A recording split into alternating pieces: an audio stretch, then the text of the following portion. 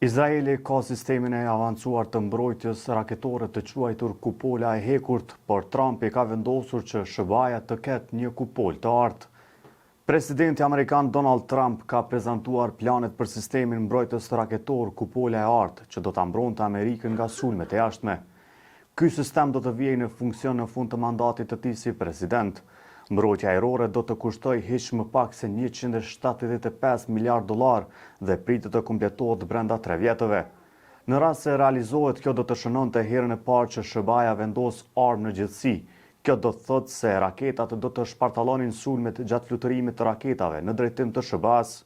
Kongresi ka vlerësuar se përbërësit e sistemit raketor do të kushtonin $542 miliard në 20 vitet e ardhshme. Trumpi për projektin fillestar ka kërkuar $25 miliard. Pentagoni në vitet e fundit ka paralajmëruar se raketat e reja të zhvilluara nga Kina dhe Rusia janë aq të avancuara sa nuk do të bëjnë punë ndaj tyre sistemet aktuale të SBA-s.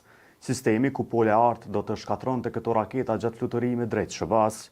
Ky sistem është më i avancuar se Izraelit dhe do të jetë i dizajnuar për të parandaluar edhe armët hipersonike, që janë më të shpejta se shpejtësia e zërit.